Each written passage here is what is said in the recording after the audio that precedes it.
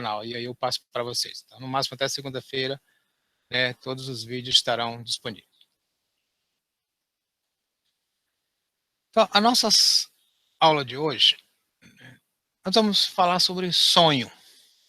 O que seria o sonho? O sonho é essa atividade onírica, ou seja, esses pensamentos, essas imagens oníricas que a gente tem durante o sono. Por isso que a aula de hoje ela vai ter esse título: Em busca do sono perdido. Por que o sono perdido? Isso é uma inspiração em Marcel Proust.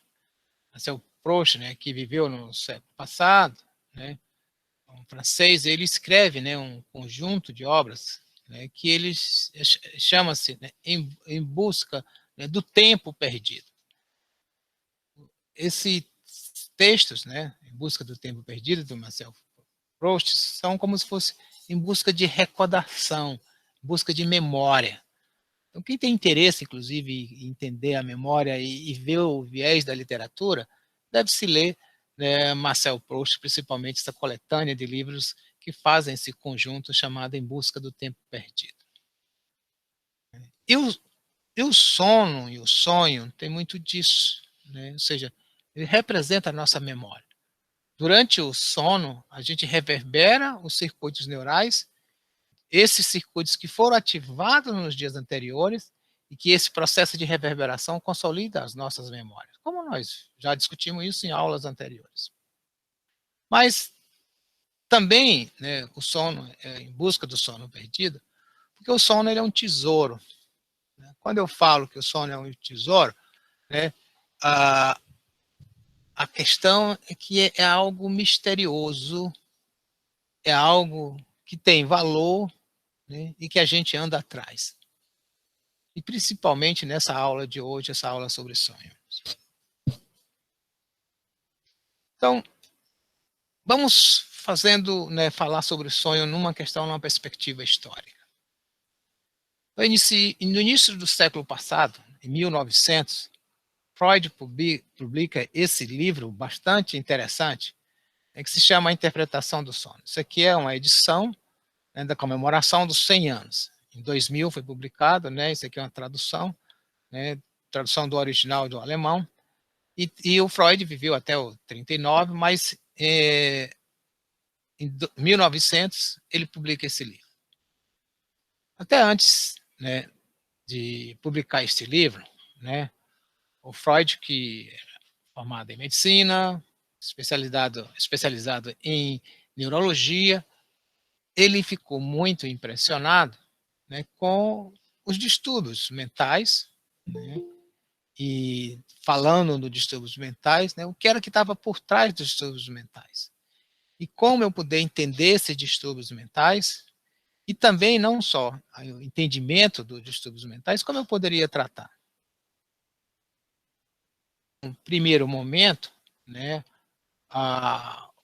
o que o Freud, né, ficou muito interessado era como é que eu posso acessar, né, os estados conscientes para que o paciente possa relatar do profundo eu de dentro de si mesmo que realmente ele estava sentindo. Então, uma das coisas que Freud se impressionou foi do seu, né, tutor, o Charcot, também o médico, né, neurologista, que, né, induzia hipnose nos pacientes. E a partir da indução da hipnose, né, o Charcot conseguia retirar, né, os pacientes em alguns estados catatônicos ou estados psicóticos, ou estado neurótico. Mas a aplicação da hipnose, ou seja, a capacidade de hipnotizar alguém, não é uma coisa tão simples, nem sempre você consegue esse procedimento. Depois, né, a Freud ficou bastante interessado com um outro fenômeno, né, não especificamente da hipnose, mas o uso da agitação, né, dos pacientes a partir do uso de psicoestimulante. O principal psicoestimulante que se utilizava na época era a cocaína, né? Então, Freud passou a usar, né, estímulo nos pacientes para que ele entrasse num estado de transe e a partir daí ele pudesse, né, avaliar. E ele viu que o uso da cocaína não tinha muito efeito, não era muito eficaz, porque alguns pacientes respondiam de um jeito, de outros, e o Freud, então, né, tentando entender como é que eu posso, né, buscar, né, o que está por trás das alterações comportamentais, do mais íntimo da pessoa. Daí, então, é que ele passa, né, a trabalhar com a ideia brilhante, a partir de sonhos que ele mesmo teve, e aí ele vai avaliar esses sonhos e tentar interpretar esses sonhos dele, quando criança, de histórias do passado dele, e, né, ele gera, então, a ideia da psicanálise, que é a interpretação dos sonhos. Então, a partir dos sonhos, as pessoas, quando relatam sonhos, elas estão relatando coisas do resto diurno, do dia anterior, mas elas podem também relatar coisas profundas que estão relacionadas com medos, com angústias, e com isso, né, o médico poderia, né, a partir dessas informações, né, sobre os sonhos, sobre os relatos do sonho, organizar, né, e preparar, né, um conjunto de informações sobre a personalidade do paciente e até fazer, né, um registro e entender quais são os traumas e quais são os desejos mais profundos, porque os sonhos em si estavam numa composição relacionados, né, com desejo. O livro de Freud, né, essa interpretação do sonho, ele é dividido em duas partes. Os dois primeiros textos não tem nada a ver com a interpretação do sonho ou com psicanálise. Os dois primeiros textos do livro, Freud faz uma revisão histórica sobre como a humanidade, né, falava dos sonhos, desde as propostas de interpretação dos sonhos lá dos gregos até, né, o final do século XIX. Então, é um livro muito interessante, porque ele é muito rico em informação, principalmente em informação histórica. O último texto do livro, Freud vai falar dos sonhos dele e dessa nova metodologia, nessa nova técnica de avaliar os sonhos e interpretar os sonhos para fazer, né, intervenções em pacientes que tivessem alterações ou distúrbios mentais. Isso marca a história, a gente não podemos deixar. Então, o Freud, então, ele coloca uma coisa muito importante, que é o quê? Que os sonhos têm um significado. E os sonhos estão muito relacionados com o desejo. E como durante o sono, né, e os sonhos, nós não corremos risco, nós podemos sonhar coisas mais malucas possíveis e os desejos mais profundos, né, que nós temos. E aí caberia ao psicanalista a avaliar isso. É claro que também ele vai propor várias metodologias, não uma coisa tão simples como eu estou comentando aqui, que ele, né, você precisaria ter um conjunto de sessões entre, né, o terapeuta, né, e o paciente, até que o paciente passe a confiar totalmente, né, no terapeuta, para que ele possa também relatar os sonhos de uma forma mais precisa. E desta forma, o terapeuta teria acesso, então, aos desejos mais profundos, né, do paciente. Então, isso é um relato histórico, né, nós vamos ver que isso volta depois, mais na frente. Né.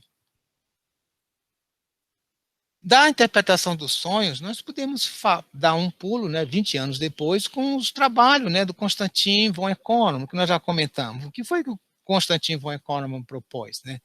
Estudando, né, os pacientes que tinham encefalite letárgica, decorrente, né, da gripe espanhola, né, do início do século XX, né, de 17, né, a 19, ele via que tinha pacientes que, né, ficavam em estado de coma, em sono profundo, enquanto que outros pacientes ficavam, né, em estado, né, de insônia crônica. Então, os pacientes que não conseguiam dormir, a lesão era aqui nessa região anterior do hipotálamo e no prosencéfalo basal. Enquanto que aqueles pacientes que ficavam em sono crônico tinham dificuldade de dormir, de ficar em alerta, como se quase fosse um coma, a lesão era aqui no hipotálamo posterior e no mesencéfalo. Então, essas duas áreas, é por isso que o von Econom vai chamar esta região anterior do hipotálamo e o prosencéfalo basal como o centro indutor do sono e a região posterior do hipotálamo e mesencéfalo como centro, né, indutor da vigília. Então, essa foi, né, a proposta, o primeiro modelo neurobiológico que se aproximava, né, da definição do que era sono e vigília, que esses dois processos eram controlados biologicamente. Depois de Hansberg, do Konstantin von Econo, vem Hansberg, já em 1929, aonde, né, ele publica, né, a apresentação, ele inventa, né, o eletroencefalograma. Então, a grande preocupação do Hansberg, inicialmente, era como é que um cérebro pode se comunicar a outro, ou seja, a telepatia. O Hansberg fica muito impressionado, e ele vai fazer medicina e vai, então, querer entender o que era a telepatia. Embora, né, isso de uma forma secundária. Então, assim, como é que um cérebro pode se comunicar com o outro à distância? E uma coisa que ele sabia na época, a física já tinha mostrado isso, já tinha sido inventado, os rádios. Então, por ondas de rádio, você consegue fazer com que um aparelho eletromagnético se comunique com o outro, através de ondas eletromagnéticas. Então, o que o Hansberg foi fazer é, como é que eu posso medir a atividade elétrica cerebral e medir essas ondas eletromagnéticas? Se eu conseguir descobrir se o cérebro emite ondas eletromagnéticas, então eu posso descobrir realmente que o cérebro, uma pessoa com a outra, pode se comunicar. O fenômeno de telepatia era um grande interesse dele. Então, ele inventou esse equipamento, o eletroencefalograma, esse é o eletroencefalograma do Hansberg, da época. Ele colocava eletrodo, né, no couro cabeludo, amplificava um aparelho muito grande. Aqui o centro, né, de experimentação dele, lá no Instituto Neurológico, lá em Berlim. Ele... Diga. Eu tenho uma dúvida.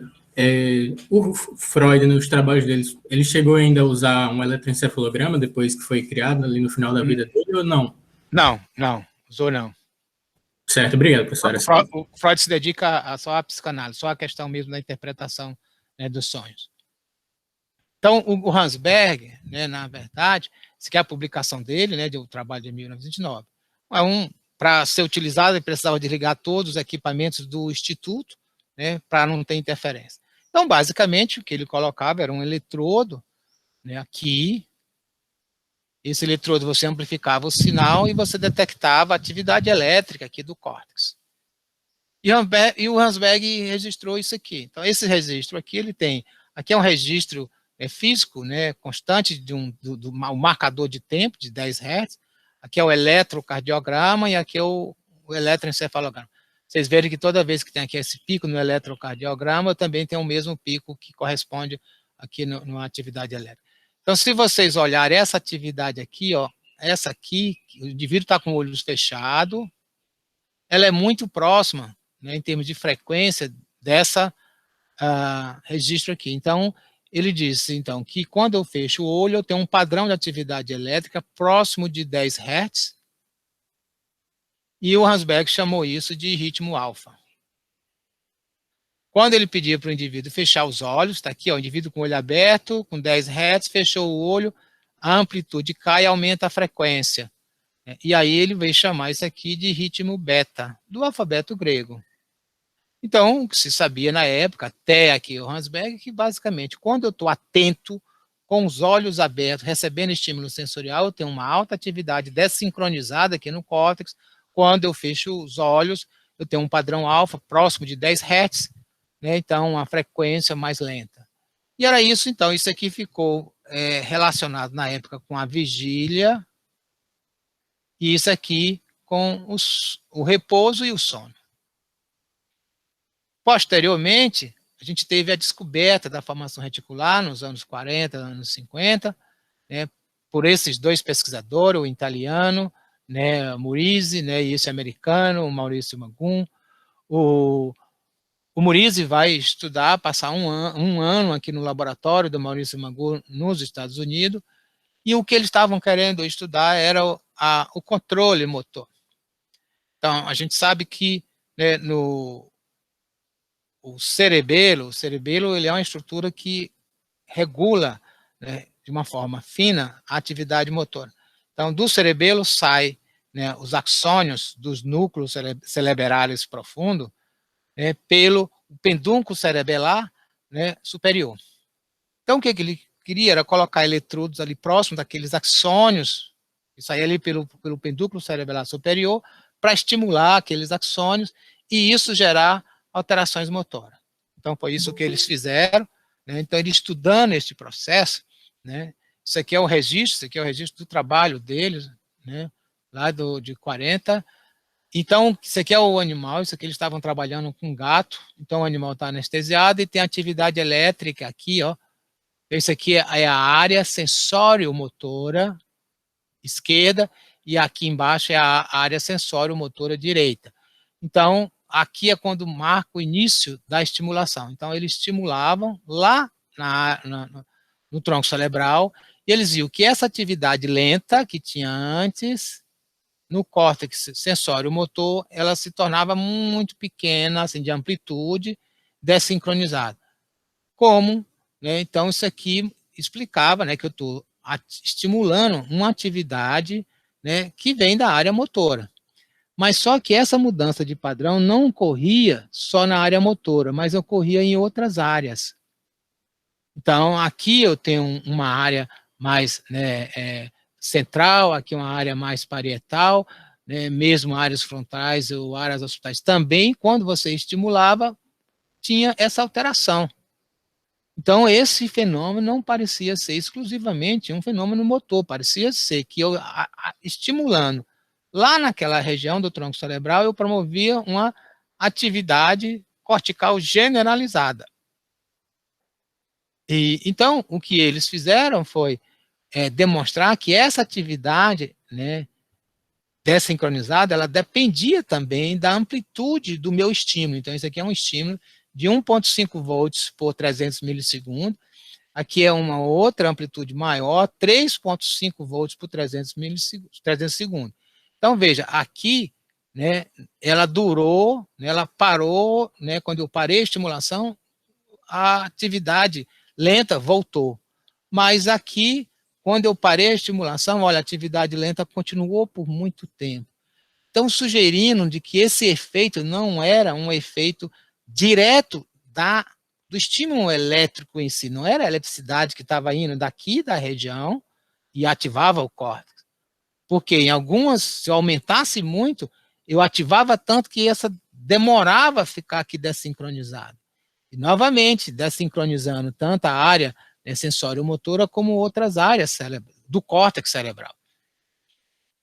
Então, essas duas evidências, eu estimulo, desincronizo o córtex em todo o córtex, não só na área motora. Segundo, essa desincronização cortical, ela depende da intensidade do estímulo, isso é importante. E a terceira é que quando ele fez lesão exclusivamente aqui nesta área, onde ele estava estimulando, na região do mesencéfalo, a porção mais rostral do mesencéfalo, né, promovia uma desincronização do córtex semelhante, né, à vigília. Antes estava desincronizado, quando faz a lesão, sincroniza. Enquanto se eu fizer uma lesão na porção dorsal ou na porção lateral, não desincroniza, não afeta. Então, esse conjunto dessas três evidências, a estimulação promove desincronização. A desincronização depende da intensidade da estimulação.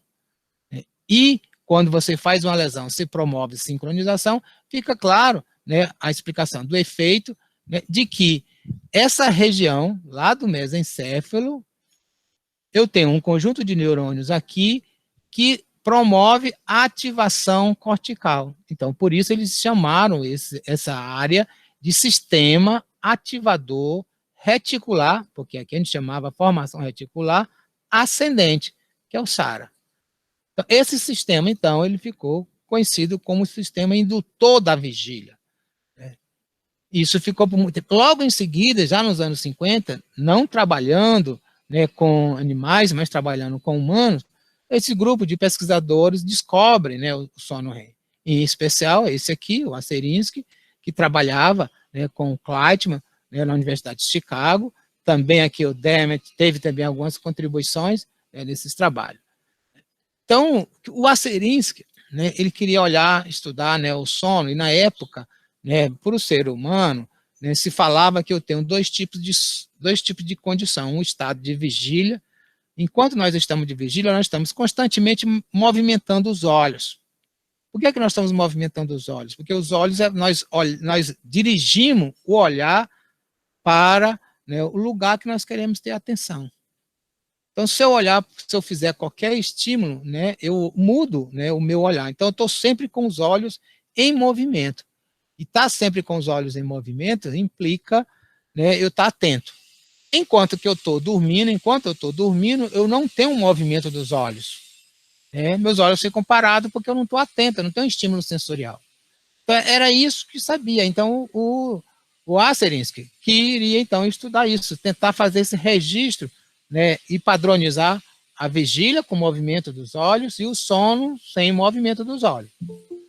Mas aí, né, o Asserinsky teve, né, uma surpresa, né, ele né, desenvolveu um sistema, né, que é um eletrodo neutro, aqui é um eletrodo positivo, negativo, e se o olho se movimentar, eu vou detectar a eletricidade. Por quê? Porque o olho ele funciona como um dipolo. Na frente do olho, nós não temos células carregadas, enquanto atrás, a retina, nós temos muitas células carregadas. Então, tem um dipolo. Na hora que eu faço um movimento, eu vou gerar corrente elétrica e vou poder detectar aqui pelos eletrodos, aqui no olho direito e aqui no olho esquerdo. Então, isso ele fez, ele preparou, levou o filho, né, para o laboratório, né, então, levou o filho, então, numa sala, né, tinha a cama, tinha os eletrodos, ele colocou os eletrodos no eletroencefalograma do filho, né, e colocou o eletrodo nos olhos para medir os movimentos oculares. Aí ele deixou o filho lá, desligou a luz, esperou o filho dormir, foi para uma outra sala, nessa outra sala, ele via os registros da atividade cerebral e dos olhos. Então, ele viu que o filho estava dormindo, né, uma criança, tinha apenas 8 anos de idade na época. Então, ele foi fazendo um registro, e de uma hora para outra, ele começou a perceber que mudou um pouco o padrão da atividade elétrica cortical, que não era mais de ondas lentas, era um padrão desincronizado, e muita atividade ocular, movimentos oculares bastante rápidos. O que ele fez foi voltar para a sala para ver o filho. Por que é que o filho estava acordado? Então, ele achava que o filho estava acordado. E, por surpresa dele, quando ele entrou na sala, o filho estava dormindo, com os olhos fechados, mas em movimento bastante rápido, né? E daí, então, ele vai investigar esse processo, um detalhe, esse aqui é o artigo dele, né, que está publicado na Science, né, em 53, aonde ele mostra que o sono, né, ele tem essa fase, né, de sono de ondas lentas e também tem esses episódios, né, de sono REM, que é o sono dos movimentos rápidos dos olhos. Então, essa foi uma grande descoberta. Então, está aqui, né, o trabalho, né, com os vários tipos de estágio. Então, isso aqui é um indivíduo em vigília, mas com os olhos fechados, as ondas alfas aqui occipital, aqui é o estágio de sono N1, o indivíduo está começando a dormir, o estágio N2, N3, aqui com as ondas lentas, e aqui o estágio do sono REM, o sono paradoxal, em que eu tenho aqui o registro dos movimentos oculares. Então, o Asserinsky já diz, olha, né, o sono é um fenômeno homogêneo, ele é diferente, ele tem fases, e esses eventos eles vão acontecendo, esse ciclo do N2, N3 e REM, aí depois volta novamente, N2, N3 e REM, e excessivamente vai acontecer entre 5 a 6 vezes numa noite, a cada 90 a 120 minutos. E aí, né, em conjunto, o próprio Asserinsky também fez isso primeiro, né, ele mostrou que quando, aqui é um pinograma, né, esse pinograma aqui, eu tenho mostra aqui, o indivíduo entra em sono, então aqui é sono N2, ele entra aqui em sono N3, sono profundo, sono de ondas lentas, volta, N2, N3, aí sono N2, aí aqui ele faz um episódio de REM, volta, faz um outro episódio de sono profundo, e assim sucessivamente, outro REM. Assim. Então, o que ele fez foi, e se eu acordar as pessoas aqui durante, né, o sono de ondas lentas, ou do sono REM? E se eu acordar aqui nesta fase? E se eu acordar aqui no sono profundo? Então, o que ele fazia? Ele esperava o paciente entrar, quando dava aqui, estava saindo do sono REM, ele ia, despertava a pessoa. E aí perguntava, você estava sonhando? E o que você estava sonhando? Neste caso, tanto no trabalho dos Asserinsky, mais o Kleitman, 95%, quando era acordado durante o sono REM, relatavam que estavam sonhando. E estavam sonhando, né, um sonho bastante confuso, complexo, ilógico e etc. Enquanto que quando era acordado, o sujeito era acordado aqui, durante a fase de sono profundo, entre 5, né, a 10% relatavam que estavam sonhando. E o sonho aqui, nessa fase, eles eram um sonho muito mais lógico, muito mais parecido, né, com a vigília, né, tanto quando eu organizo a lógica temporal e espacial do relato onírico, né, da pessoa acordada nesta fase. Então, depois, né, da descoberta do sono REM, né, dois pesquisadores, principalmente esse aqui, né, primeiro esse, o David Fowkes, e depois o Mark Sohn, começam a estudar o sono de uma outra forma. O David, né, o David Fowkes, ele vai recuperar a concepção, né, de Freud, somos do mesmo jeito, né, a interpretação, a psicanálise, para tentar estudar o sono. E aí, assim, olha, eles vão pensar, olha, se eu tenho, né, o sonho realmente gerado na determinada fase, realmente os sonhos devem ter, né, algo importante, né, para, né, se entender. Esse é um dos trabalhos, né, a primeira coisa que o David Fowkes começou a estudar foi sonhos de criança. Esse aqui é um dos livros dele, né, difícil da gente encontrar, né, que é o Dreaming, Cognitive Psychology Analysis. Então, o que é que o Fowkes vai fazer? Ele vai estudar, né, os sonhos de criança, e aí ele vai dizer que esses sonhos são gerados, né, diretamente relacionado com a vida da criança, mas, né, as alterações da personalidade estava associada aos sonhos mais irrealísticos e mais vívidos. Então, o que o Fowkes vai dizer, olha, em criança eu tenho basicamente, né, uma questão. Os sonhos têm a ver com a história da criança, principalmente com o dia anterior. Ou seja, o que a criança relata sobre aquilo que aconteceu, né, com o dia anterior. Isso aqui, né, coincide com a ideia do Freud, que o Freud chamava, né, que parte do que tinha no sonho eram os restos diurnos. Então, o que a gente sonhava era reprodução do que aconteceu durante o dia. Mas ele encontra isso, uma associação entre, né, a personalidade, né, patológica de algumas crianças que ele estuda, né, com o sonho mais irrealístico. Então, ele começa a introduzir a psicanálise, né, tentar juntar a psicanálise com a psicologia dos sonhos e com a neurociência dos sonhos. Isso ele faz o Mark Sohn também, ele vai fazer uma discussão mais um pouco à frente, né, que ele vai falar sobre a interpretação dos sonhos e a neurociência. Então, veja, isso aí já é na década de 90, tal, né, já no final do século passado, para o início desse século.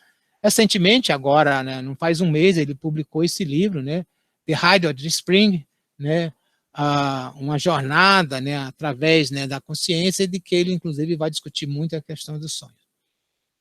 Mas aí a gente tem, né, nos anos 70, né, o Alan Robson.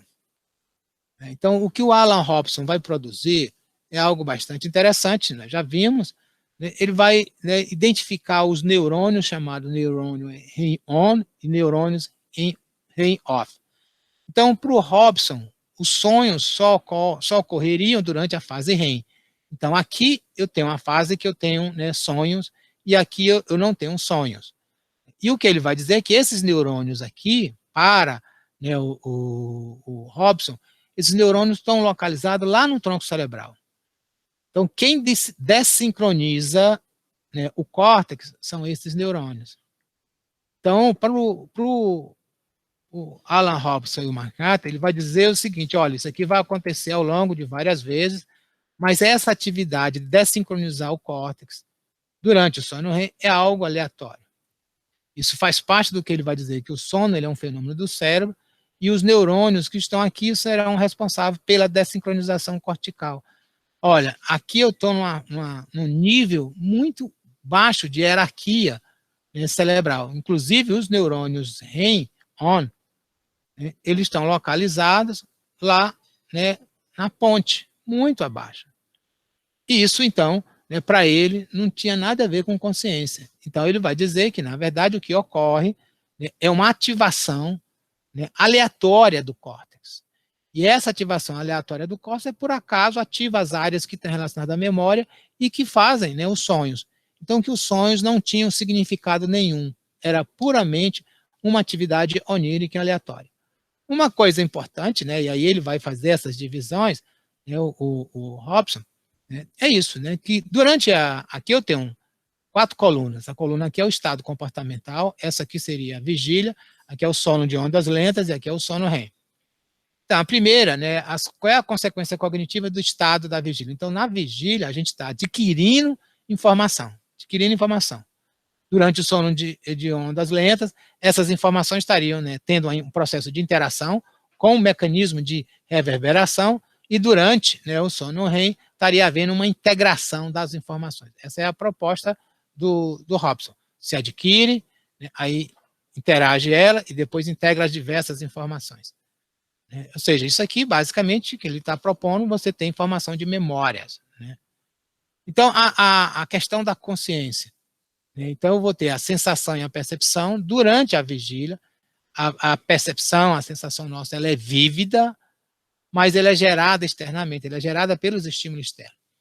Durante o sono de ondas lentas, ela é ausente ou ela é muito frágil. Durante o sono REM, ela é vívida, por causa dos sonhos, mas ela é gerada internamente no sujeito. Os pensamentos durante a vigília, ele é lógico, progressivo, sendo que durante o sono de ondas lentas, quando vejo os relatos dos sonhos, eles são lógicos, né, mas não tem tanto uma progressividade.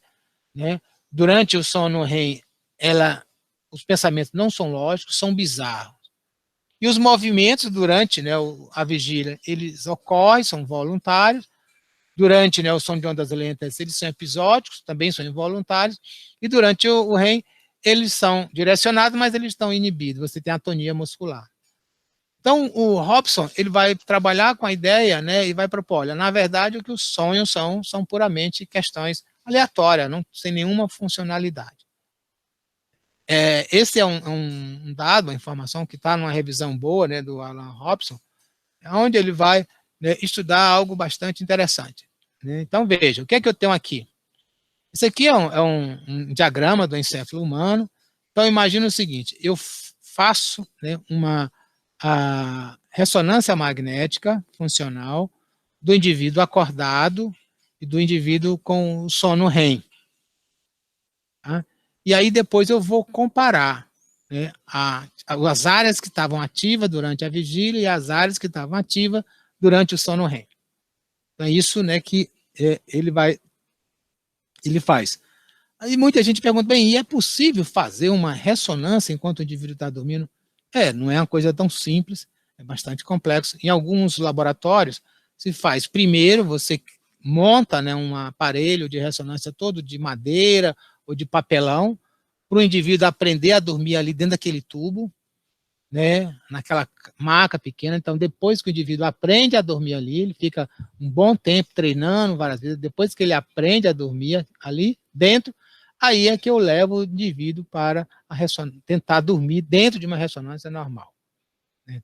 Então, quando se faz, né, a ressonância, o que se encontra aqui? Essas áreas aqui são áreas que estavam ativas só durante a vigília e durante o sono REM ela estava inativada. Aqui a coisa está trocada. Né? Então, o que a gente tem? Primeiro, né, tegmento pontino. Aqui é onde estão os neurônios que desincronizam o córtex durante o sono REM. Aqui eu tenho a área parahipocampal, área de memória. Também são ativas durante a vigília e que são ativadas durante o sono REM. Amígdala bastante ativada durante o sono REM. Por isso que os sonhos, né, durante o sono REM têm tanto caráter emocional. O cingulato posterior também está bastante ativo. Porém, né, uma área que não está ativa é essa área aqui, a área pré-frontal do córtex dorsolateral. Esta é uma área que está relacionada principalmente com essa função, né, que é a tomada de decisão. Então, o Hobson vai dizer, então isso aqui explica por que durante os sonhos, o sono REM, a gente não consegue tomar decisão. As coisas vão acontecendo de uma forma sem eu ter controle. Diferente, né, na realidade, né, em que eu decido aqui, eu faço aquilo, eu vou para a direita ou para a esquerda. Durante, né, o sono, né, durante o sono REM, que a gente sonha, a gente não tem essa capacidade de tomar decisão. Okay? Outra coisa que o Alan Robson e todo o seu grupo de pesquisa e outros pesquisadores vão estudar são as atividades neuronais, diversas coisas. Então, uma das coisas que eles vão estudar é isso aqui, esse circuito aqui, a presença, né, de aminas biogênicas e acetilcolina e o glutamato aqui no córtex pré-frontal ou no núcleo accumbens. Então, esse aqui ele está falando que eu tenho os circuitos, né, a mesocortical e aqui os circuitos mesolímbicos. Então, o que a gente tem? Então, isso aqui durante a vigília, no córtex pré-frontal eu tenho atividade glutamatérgica, dopaminérgica, noradrenérgica e colinérgica. No núcleo accumbens, eu tenho atividade glutamatérgica, dopaminérgica e noradrenérgica. Não tenho atividade da acetilcolina. Quando eu vou olhar o sono de ondas lentas, o que a gente observa é que as aminas biogênicas mais acetilcolina, elas reduzem, né, quando eu comparo com a vigília. O glutamato, não altera. Quando eu vou olhar lá no núcleo accumbens, reduz tudo. Tanto o glutamato, né, como, né, a dopamina, né, e a noradrenalina.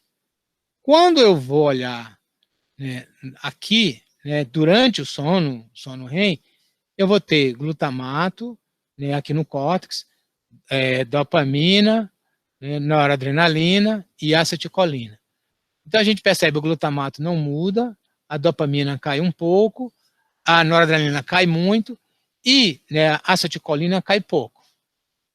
Que é o que a gente já sabia, né, que, na verdade, esses neurônios aqui são neurônios que estão esse circuito aqui são que está dessincronizando o córtex durante o sono REM.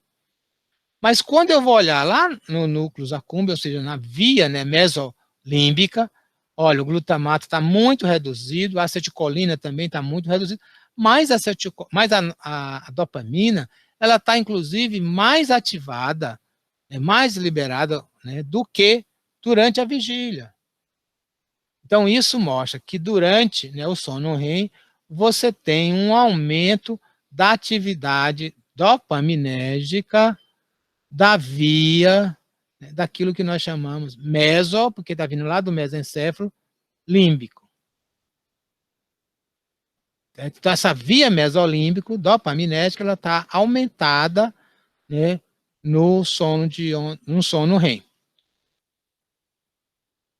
Então, quando a gente vai olhar essas informações, né, o que a gente vê? Olha, primeiro é o seguinte, eu tenho imagens oníricas durante o sono REM, são alucinações. A outra, neuroquímica, aumento da dopamina mesolímbica. E, além disso, eu tenho uma hipofunção do córtex pré-frontal. Olha, esses três fenômenos aqui, eu vejo, né, também no indivíduo com esquizofrenia. Ele tem alucinações, ele tem um aumento, né, da dopamina na via, né, mesolímbico, e eu tenho uma diminuição da atividade do pré-frontal. Então, a gente pode fazer uma síntese e dizer que, na verdade, o sono REM, ele parece ser algo semelhante à esquizofrenia.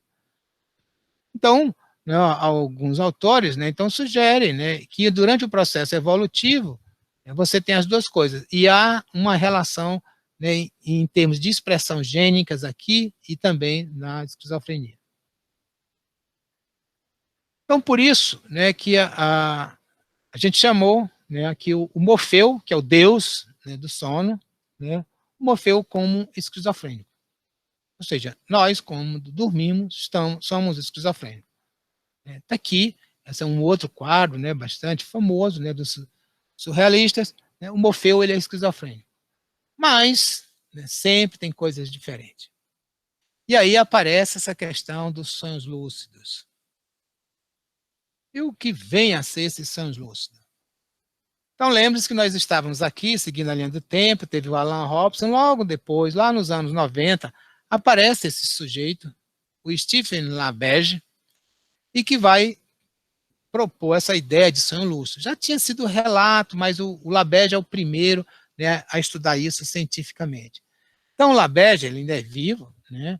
O LaBerge, ele vai, né, fazer o seguinte. Isso aqui é um indivíduo, né, um registro de um indivíduo acordado. Aqui eu tenho a atividade elétrica cortical, veja que desincronizada.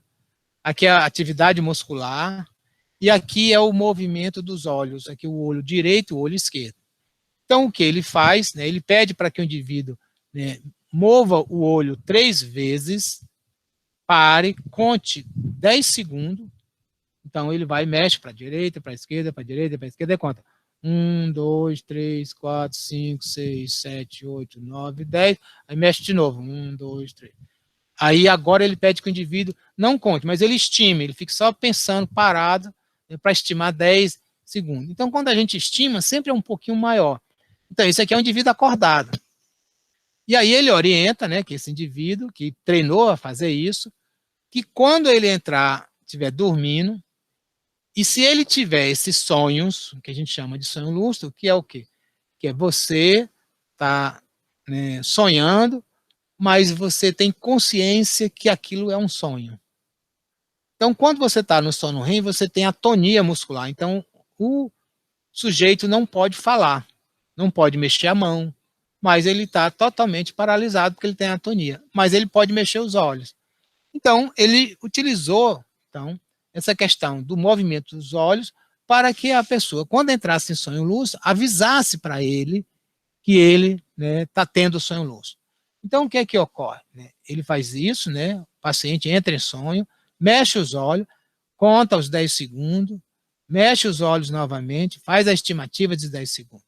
Então, se eu olhar isso aqui, olha, eu vejo claramente que, na verdade, esse movimento ocular aqui, ele é intencional, ele foi intencional.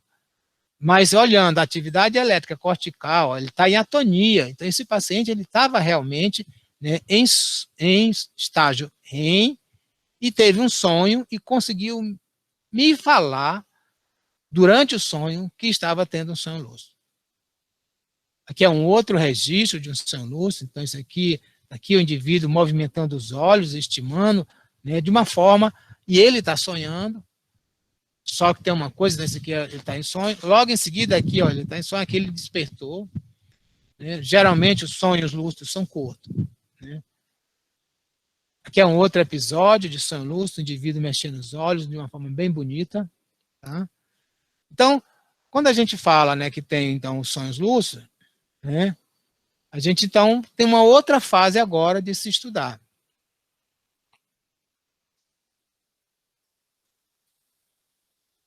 Então, a gente teve, né, aqui os estudos iniciais de Freud, o von Economo, o Hansberg, né, a descoberta da formação reticular, do sono REM, os trabalhos do Folk, do Sams, aí o trabalho do Alan Robson, que bagunçou, que disse que os sonhos não tinham nada a ver, aí vem o LaBerge, né, falando de sonhos lúcidos, e aí, a partir de 2009, nós temos estudado sonhos lúcidos aqui, né, no Rio Grande do Norte, em Natal, né, eu, Siddhartha Ribeiro, né, e o Sérgio Arturo.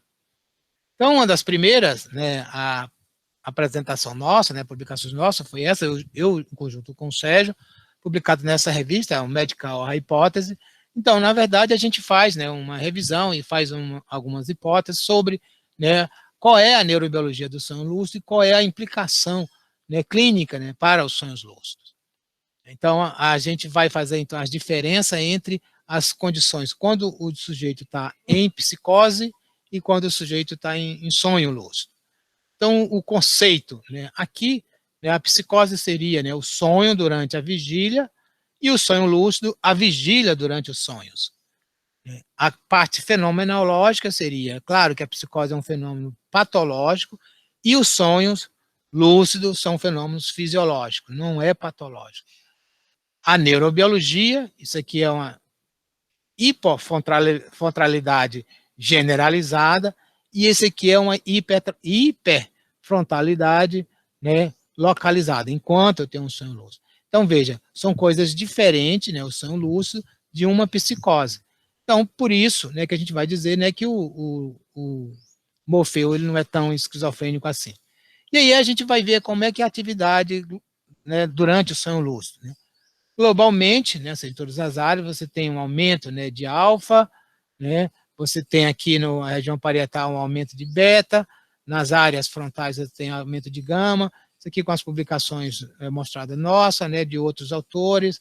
Então, o que a gente diz é que você tem, durante o sonho, uma diminuição da área frontal, né, então, inclusive, a inibição, né, uma hiperfrontalidade, mas, né, quando você entra em sonho lúcido, essa hiperfrontalidade ela desaparece e você tem um aumento da frontalidade. Então, o sonho lúcido ele vem sido estudado, né, e é um estado de consciência, né? Então, isso aqui é mostrando os movimentos oculares, né, do indivíduo, né, acordado, né, do indivíduo em sonho lúcido, né, e aqui é o movimento dos olhos, né, durante o sono REM sem sonho lúcido, né? Então, aqui eu faço um movimento bastante com amplitude mesmo, diferente do que ocorre durante o sono REM, isso aqui sugerindo que esses movimentos realmente são intencionais. A gente estudou, né, aqui os sonhos lúcidos, e aqui olhando, vendo o relato da experiência subjetiva durante o sonho lúcido e durante, né, a vigília, mostrando que há diferença de extrato, né, neuronal. Então, veja, esse aqui eu tenho um indivíduo em vigília, durante o sono REM e durante o sono lúcido.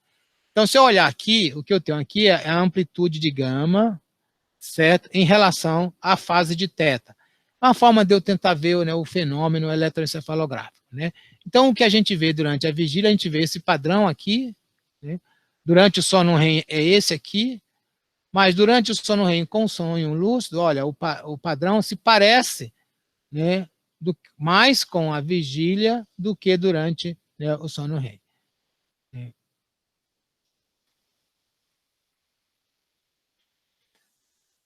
Posteriormente, a gente continua, né, estudando, então isso aqui foi não basicamente, né, sonho lúcido, mas estudando, né, as atividades, né, dos sonhos, os relatos do sonho. Então, nós avaliamos, comparamos o sono REM do sono não REM, né, os relatos, né, dos sonhos, utilizando nessa análise de grafos. A análise de grafos está aqui, eu tenho 2 exemplos, né? Então, imagina que, por exemplo, cada linha dessa, cada ponto desse é uma palavra, né? E ele está organizado aqui conforme o relato que o sujeito fez, tá? Então, aí eu vou calcular, por exemplo, aqui os nós, né? Então, eu vou dar uma intensidade para esses nós, eu vou ver o quanto que ele tem essas relações, né? E aí eu tenho valores, então eu tenho uma quantificação disso, né? Então, esses 2 casos aqui são 2 casos semelhantes. E aí o que a gente fez foi utilizar, né, os relatos do REM e relatos de N2, né, sono de ondas lentas. E a gente vê que esses valores todos aqui de REM são diferentes desse, com exceção desses valores.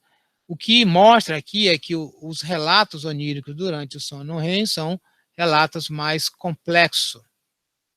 Ele vai ter muito mais nós, né, e vai ter muito mais interação entre si. Então, mostrando que os sonhos são diferentes, inclusive em termos de composição, né, e de conteúdo, quando a gente compara sono, sono durante o sono REM e durante o sono não REM. Então, o que a gente tem, na verdade? Né? Que o sono REM, ele é uma ativação cortical por circuito do tronco cerebral. Os sonhos é uma atividade onírica decorrente da atividade cortical aleatória. O Alan Robson diz que é sem significativo, né? O Salmos diz que tem significado. Então, hoje, né, o que a gente diz é que, realmente, boa parte dos sonhos não tem atividade, não tem significado, são apenas relatos, né, registros da noite anterior, mas alguns, sim, estão relacionados com nossos desejos. E o sonho lúcido é uma fase intermediária decorrente de uma dissociação interna, em que, durante o sonho, ocorre, né, uma ativação, né, frontal. Então, antes eu falei que o Morfeu ele era esquizofrênico, mas nem tanto assim, né? Quando nós estamos em sonho lúcido, nós não estamos, né, no caso, né, numa fase esquizofrênica.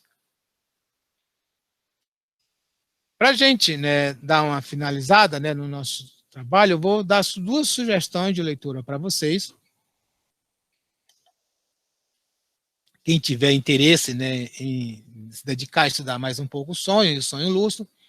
Uma delas é esse artigo de revisão. Essa revista, a Neuroscience and Biobehavioral Reviews, é uma revista que só publica coisas, né, de revisão. Então, aqui tem um artigo, depois do artigo tem vários outros comentários do artigo. Então, ele foi escrito, né, pelo Benjamin Barr, né, que é dos Estados Unidos, o Sérgio Arturo, aqui de Natal, do Instituto do Cérebro, né, e o Martin Dresser, que é da Holanda. Né? Então, é um artigo bastante interessante, ele está disponível, ele está livre na rede, mas quem tiver interesse pode me mandar um e-mail, que aí eu encaminho, né, a versão em PDF do artigo. É um artigo bastante, né, bem complexo, né, e é um artigo recente, né, um artigo de 2019. Uma outra sugestão de leitura é este livro. Este livro ele é um conjunto, né, de artigos, ele está disponível, né, na Frontier. Então, ele é um conjunto de artigos, né, de uma seção especial chamada Is This a Dream? Evolutionary Neurobiology and Psychopathological Perspective on Lucid Dream, no qual o Sérgio Arturo, né, foi, né, um dos editores, né, o Kirov também, né, mas a presença também da professora Kat Almondes, aqui do Departamento de Psicologia aqui da UFRN. Então, esse livro também está disponível para vocês baixarem, né, o PDF dele. E aqui eu tenho um conjunto de vários capítulos, cada um melhor do que o outro, e ele foi publicado, né, o livro foi finalizado agora no início desse ano. Tá? Então, né, era isso que eu tinha para apresentar para vocês hoje, né, sobre sonhos.